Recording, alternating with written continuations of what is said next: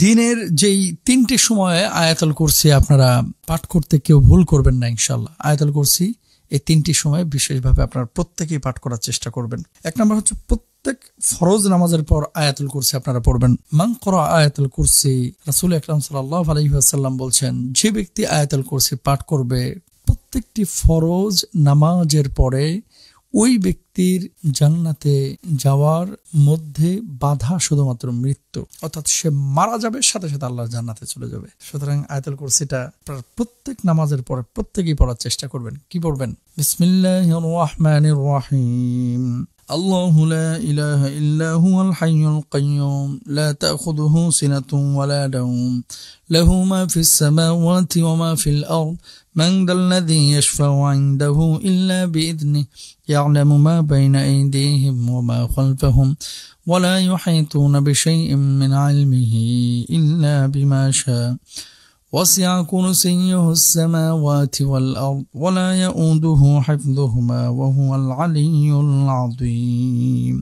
আবু উমামা রাদিয়াল্লাহু তাআলা আনহু থেকে বর্ণিত, রাসূল আকরাম সাল্লাল্লাহু আলাইহি ওয়াসাল্লাম বলেছেন, যে ব্যক্তি প্রত্যেক ফরজ নামাজের পর আয়াতুল কুরসি পাঠ করবে তার জান্নাতে প্রবেশের পথে মৃত্যু ছাড়া আর কোনো অন্তরায় থাকবে না। সুবহানাল্লাহ।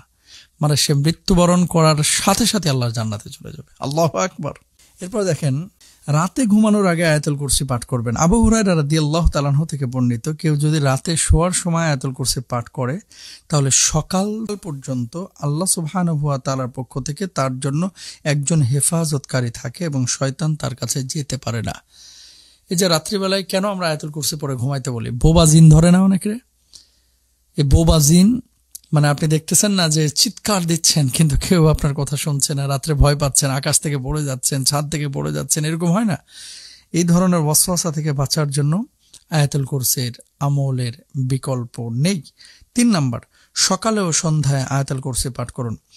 উবাই ইবনে কাআব রাদিয়াল্লাহু তাআলা আনহু থেকে বর্ণিত, যে ব্যক্তি সকালে আয়াতুল কুরসি পাঠ করবে সে সন্ধ্যা পর্যন্ত জিনের ক্ষতি থেকে হেফাজতে থাকবে, এবং যে ব্যক্তি সন্ধ্যায় আয়াতুল কুরসি পাঠ করবে সে সকাল পর্যন্ত জিনের থেকে হেফাজতে থাকবে। মুস্তাদরাকে হাকিমে এই বিষয়টি রয়েছে।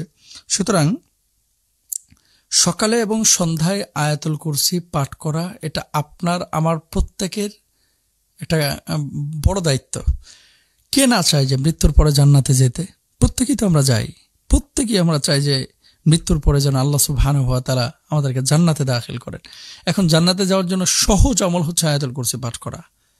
জান্নাতে যাওয়ার জন্য সহজ আমল, এর চাইতে সহজ কোনো আমল হতে পারে? যেখানে একেবারে গ্যারান্টি দেওয়া হচ্ছে জান্নাতের। 5 ওয়াক্ত নামাজের পরে যদি আয়াতুল কুরসি পড়েন তাহলে কেন আপনি পড়বেন না? এখন প্রশ্নটা হচ্ছে যে মুহতারাম, আয়াতুল কুরসি তো আমার মুখস্থ নাই। আপনার মুখস্থ না, আপনি দেখে পড়েন, সমস্যা নাই তো। আপনি দেখেও যদি পড়েন এটা তো ইনশাআল্লাহ আদায় হয়ে যাবে এবং এই ফজিলত থেকে আপনি মাহরুম হবেন না ইনশাআল্লাহ তাআলা। অর্থটা একটু জেনে নিই। আল্লাহ, তিনি ছাড়া কোনো উপাস্য নাই, তিনি চিরঞ্জীব, চিরস্থায়ী।